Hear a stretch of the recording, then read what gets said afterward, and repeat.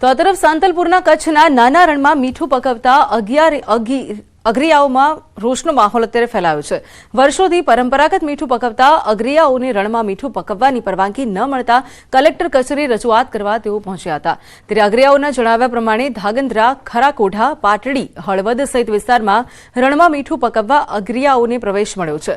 ફક્ત સાંતલપુરને જ બાકાત રાખવામાં આવ્યું છે। અત્રે ઉલ્લેખનીય છે કે અનેક અગરિયા પરિવારો દ્વારા પરંપરાગત મીઠું પકવે છે। સિઝન શરૂ થયાની 2 મહિનાથી પણ વધુ સમય વીત્યો છે, તેમ છતાં પણ રણમાં પ્રવેશ ન મળતા તેમની સ્થિતિ દયનીય બની ગઈ છે। ત્યારે જો તેમની માંગ નહીં સ્વીકારાય તો 5000 અગરિયાઓ પરિવાર સાથે સાંતલપુરથી ગાંધીનગર ખાતે પગપાળા યાત્રા યોજીને રજૂઆત કરી ચીમકી ઉચ્ચારે તેવી ધમકી આપી છે। પાટડી, હળવદ, શિકારપુર, માળિયા દરેક જગ્યાએ મીઠાનું પ્રોડક્શન ચાલુ છે। એકમાત્ર સાંતલપુરમાં શેના હિસાબે બંધ છે એ કોઈ એનો જવાબ આપતા નથી। એ એમ કહે છે કે ખોટા અગરિયાઓ છે, આ છે, પરંતુ જે બિન પરંપરાગત અગરિયા છે, સર્વે સેટલમેન્ટમાં નામ છે, એનો પણ કોઈ સરકાર ઉકેલ લાવતી નથી વન ખાતું। અને એ લોકોને પણ અન્યાય થઈ અને આ છેલ્લા 3 મહિનાથી ગુજરાતમાં બધા જ મીઠાનું ઉત્પાદન ચાલુ છે। એક જ સાંતલપુરમાં મીઠાનું ઉત્પાદન છે। સાંતલપુર રણ વિસ્તાર પૂરતું માત્ર અગરિયાઓને રણમાં ન જવા દેવાને કારણે 1000 જેટલા અગરિયા પરિવારોને વ્યક્તિગત સીધી નુકસાની થશે અને એને લીધે ત્યાં કને આવેલી મીઠાની ઇન્ડસ્ટ્રીમાં પણ મોટા પાયે નુકસાન થવાનું છે। ત્યાં 1 લાખ લોકોને રોજીરોટી મળે એવી સ્થિતિ છે। સાંતલપુર રણ વિસ્તારની એકમાત્ર આજીવિકા છે એ બંધ થઈ જશે તો અગરિયાને ભૂખે મરવાનો વારો આવશે।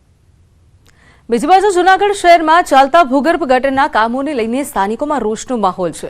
કરોડો રૂપિયાના ખર્ચે હાલ ભૂગર્ભ ગટર બની રહી છે, ત્યારે નબળી કામગીરી અને નબળી પાઇપોના સ્થાનિકો આક્ષેપ કરી રહ્યા છે। પાઇપ નબળી હોવાના કારણે તે બધા જ પાઇપ બેસી ગયા છે। સાંકડા પાઇપ નાખી દેવાતા ભૂગર્ભ ગટર ફરી ઉભરાઈ રહી છે। દુર્ગંધ મારતું પાણી બહાર વહી રહ્યું છે, જેથી સ્થાનિકો આ સમસ્યાનું જલ્દી નિવારણ આવે તેવી માંગ કરી રહ્યા છે। તો બીજી તરફ કોંગ્રેસના નગરસેવકે કમિશનરને આ બાબતે પત્ર પાઠવીને ભૂગર્ભ ગટરમાં ભ્રષ્ટાચારના આક્ષેપ કર્યા છે। સાથે જ મનપાના સ્થાયી સમિતિના ચેરમેને જણાવ્યું હતું કે રહેણાંક મકાનમાં પાઇપોની સમસ્યા છે, ત્યારે કોન્ટ્રાક્ટરોને સૂચના આપી દેવાઈ છે।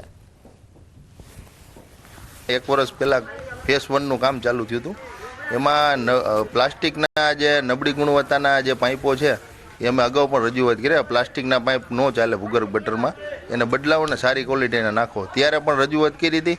અને આપણે જોઈ શકીએ કે અત્યારે રોડ નવા બની ગયા છે અને ગટરો ઉભરાવા માંડી છે, પાઇપ તમામ બેસી ગયેલા છે। રોડ બનતો હોય ત્યારે ફરીથી પાઇપ તૂટ્યા હોય નાખી પણ દે છે। એ હાઉસ કનેક્શન તૂટવાની સમસ્યા છે, એની પણ અમે સૂચના આપી છે કે હવે હાઉસ કનેક્શન ઊંડા કરવા, જેને કારણે રોડ અત્યારે ખોદીને થઈ રહ્યા છે, તો ફરીથી આ ગટરના કનેક્શન ન તૂટે એવી સૂચના પણ આપવામાં આવી છે। ભૂંગળા સાવ હલકી ક્વોલિટીના નાખેલા છે ને એટલે જ બેસી ગયા છે, અને એની ઉપર પાછો સિમેન્ટ રોડ થઈ ગયો। ઓગસ્ટમાં જ ભૂંગળા નાખ્યા છે, પછી જાજો ટાઈમ નથી થયો, એટલે આ તાત્કાલિકાનું કરાવો જે કરવું હોય। તો આવા પાઇપ નાખ્યા તો અમારે શું હવે લાઈન લેવી? અમારે હવે શું કરવાનું? આમાં કોઈ જવાબ નથી દેતા કે આ તમારું કામ કરી દઈએ અમે। 6 મહિના થયા છે તો બધાને ગટર ઉભરાવા માંડી ગયું।